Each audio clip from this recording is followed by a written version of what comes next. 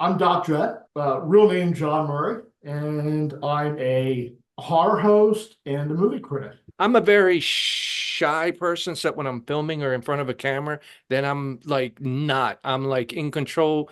Tell Spielberg to get the hell out of the thing. Nobody's Yeah, above me. But I do, since I got that guy in me when I'm on the camera, I want to know people, and this is a good way of getting to know them and hoping that they can at least tell their passion. I can hear it and see different sides of them. yeah. 'Cause all I ever saw was, that picture that you have of your icon and your writing. This is the first time we ever spoke. So I didn't really know anything about you. So Okay.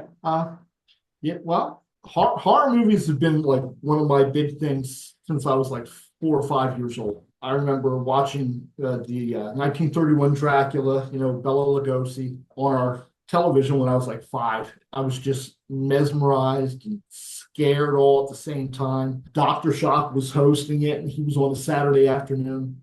So anytime a commercial came on, I would run out to the kitchen. That way I could be with my mom and everything was safe. Mom is still there. And then I'd run back to the living room in front of the TV set to finish the movie. Dr. Shock he was like a quirky, cartoony, campy kind of character. He wasn't scary. He made you feel safe also because you were watching it with him and he was a friend. oh, that's cool. Do when you review the movies, are you like reviewing stuff that you have never seen, or is it just like all new indie movies and horror movies that are developed that you kind of giving a write up to so they can get some exposure? Yes and yes. It started out where I was doing at least once a month, I'd throw a classic in there. I've really grown to love independent film so much more than big studio. Even if the movie's not quality wise what a big I studio got would that. do, it, you know, if there's something that really stands out in the movie, and we Yeah. rate on a skull basis. So one skull is it's like hot garbage. You really don't want to watch this. And I hate to give anybody a one skull rating unless they're big studio, because this is somebody's passion. And I'll say that during an indie film Yeah. too. I'll go, listen, I'm not bad mouth. This is somebody's baby. Somebody built this, they raised it, they nurtured it, and they presented it. So I'm gonna rate it knowing that it's their love and their passion. And this is what was good about it. I can only speak for myself because I've had movies to where people loved them and then the next person hated them. And I mean, like, really hated them and really loved them. So if I sent you a movie and you gave me one skull, I'd just be happy that it got reviewed. Yeah. Actually, the first time I ever got a review was in Film Threat. It was funny because the reviewer wrote the worst review ever. I mean, so much so he called me up. He found me and called me up, and he's like, Jimmy, I have never ever tore up a movie so bad that I feel bad, right? And I was like, I'm just happy that you reviewed it. And he was like, well, then send me more. And then when I did, naturally he saw the other ones, and then he wrote this article about me being the best. What is it? The greatest filmmaker nobody's ever heard of, because he saw the other movies and he was like, "What is in this guy's mind?" Yeah. But that one movie, not everybody likes everything. It doesn't affect me at all. And that's, well, I put that But I out got there. your view, which that does affect me. So if I send you something and you're like, "Oh, I hated it," but you watched it, so you at least gave it a chance. Well, my tagline is I watch bad movies so you don't have to. So yeah. So, yeah. So a two skull rating is, nah, take it, leave it. I'll probably Yeah. never watch it again. But when you say that of I watch movies so you don't have to, there's an audience out there that is against you. That so if you say this is a terrible movie, they'll watch it just You'll for watch it. fun. Yes. So Yes. you turned one view into two, whether you knew it or not. Yeah. So hey, like I said, I'll send you stuff. Three skulls is I liked it, I enjoyed it, and four skulls is that was phenomenal. I need to have a cop. I need to have a physical copy of this so I can watch it again. So do people just send you links to watch them? Yeah, I find a lot online. I stream. I find a lot. They don't come after you? I've had that happen. I don't know if you've ever heard of Dustin Ferguson. Mhm. He's a director, writer, indie filmmaker. He just recently put out a remake of Spider Baby. He's aware of me, and he'll occasionally one of his people will contact me. Yeah. You know what I mean? Yeah. Yeah. Business talk. Yeah. So and he'll send me a digital copy.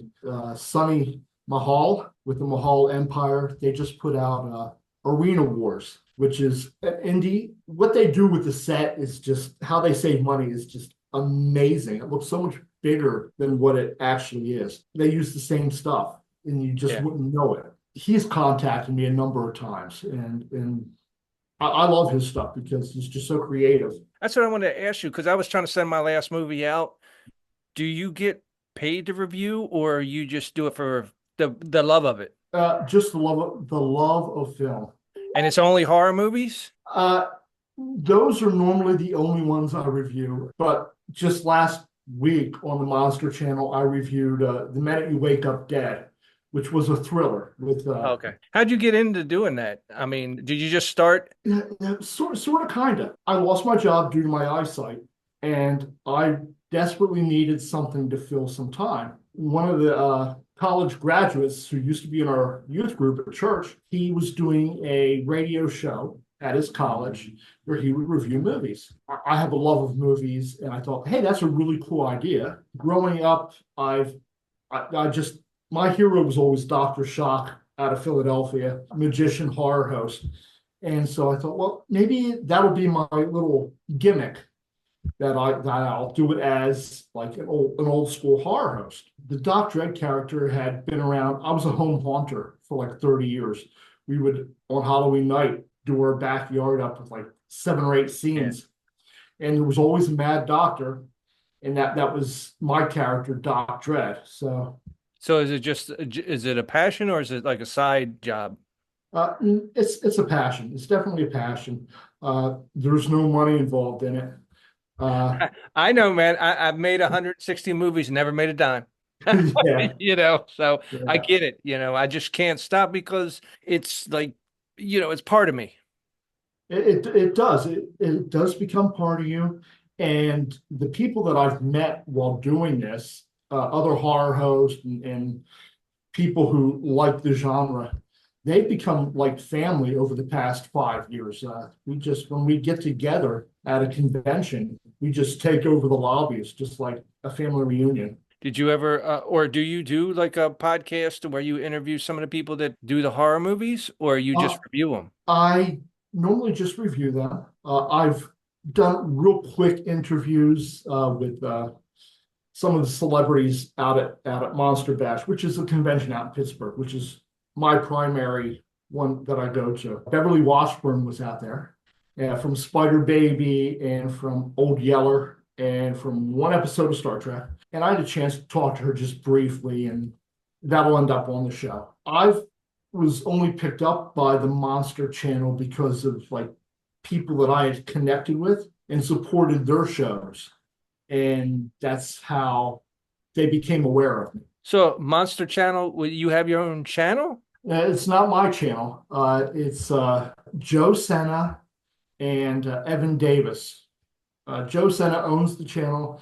Evan Davis he's chief cook, bottle washer. He loads the stuff up on the internet. He's an old school horror host. He's a Halloween Jack, 24/7 hosted movies.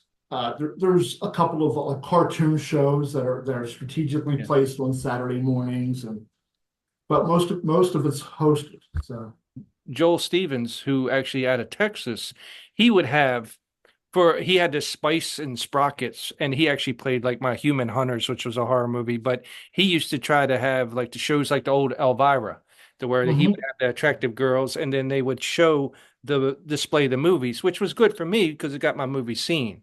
I always thought he was public access, but doing an interview with him, I found out that no, he actually purchased his own sub channel.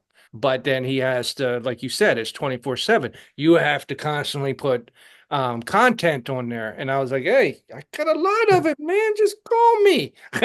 I'll talk to you later about some of your movies then. Like I said, I do everything from, a romantic to a horror movie. It don't matter to me. Whatever I can get the actors for, I make.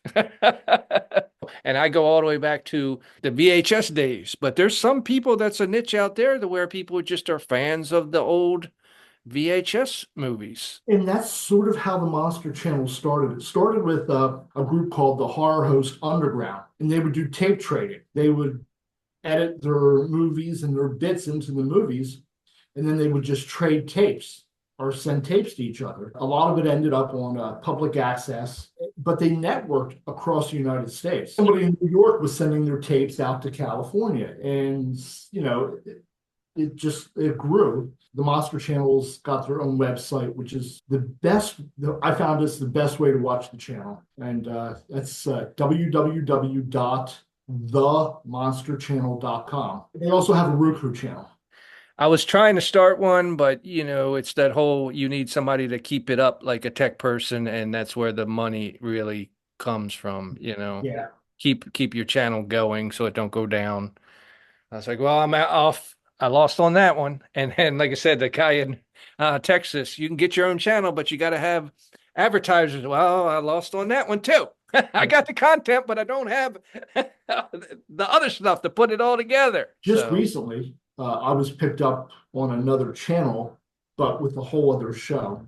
It's a really bizarre story. I had a guest on my show, and he just told a brief joke or something, or a riddle, or a trivia question. I forget what it was. He's wanted to be a horror host for quite a while, but just never really found an in. I had him on my show, and he sent that episode of my show to WON TV.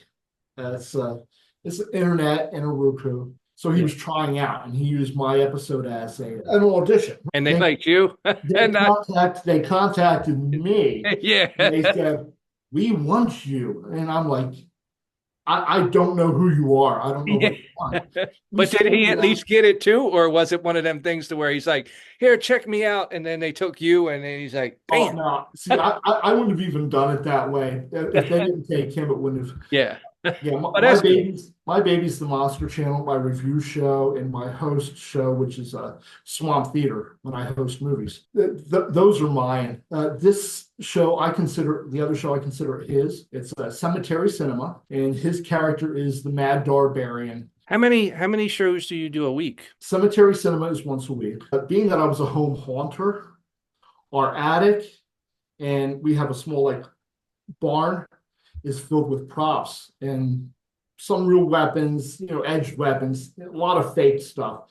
But I always say that if the FBI ever did a search on me, they'd be convinced that I was. Actually, one time I was filming a movie and somebody called the cops on us, right? So they were looking at the other guy and they told me to open up my trunk. And I had handcuffs, bats, chains, earplugs, and they're like, the cop looked at me. He was like, "What are you in?" And I held up the camera. I was like, "I'm a filmmaker, man." We need fillers, and we figured we'll use shorts because we have a 2-hour block on Cemetery Cinema.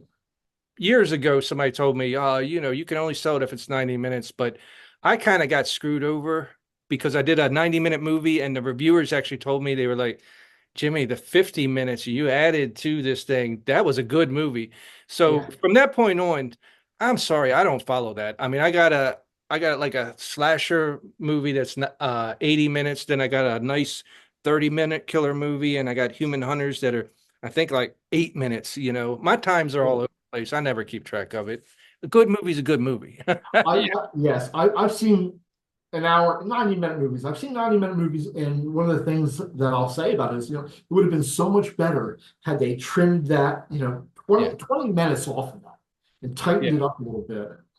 That's what bothers me too. When I watch like the big budget movies, I was like, it had something great inside. Why did they just, I mean, was it whose idea? Which I really don't understand, because a lot of these movies have like test audiences. So can't they be like, okay, what would you cut out? And I guarantee you a lot of people would say the same thing and then cut that out. Yeah. Yeah, And we don't need 10 minutes of somebody walking through a library. Yeah, a lot of times they do that to make it longer. I know that the famous one is Shallow Hal, that Jack Black movie. They said that that thing is only like, I think it's only like 50 minutes long, but they needed at least 75 to distribute it. So they basically said, get out of the car, walk slower, walk longer to the thing. So they put all these little 30-second things to make another 20 minutes of the movie. That's crazy. So, Yeah, but that's what I heard. I mean, don't hold me to it, but I know it's done in movies to where yeah. they're like, okay, because you could do the opposite. It'd be like, okay, we need to trim off of here, 30 seconds here, 30 seconds there. Pretty soon you got 10 minutes, less of the movie. Yeah, my review show on the Monster Channel was 20 minutes long. I like to keep it at about 18, 19 minutes. That way, if there's any lagging on the channel or anything, my bits won't get cut. And Halloween Jack then adds like a little filler on either end. But I know what you mean. Okay, if I cut out that sentence, and Yeah. you go through and to just tighten it up and get it to your time. It's nice getting to know you It was nice meeting you also. and to know your real name. All Shh. right, man. Thank you. You're welcome.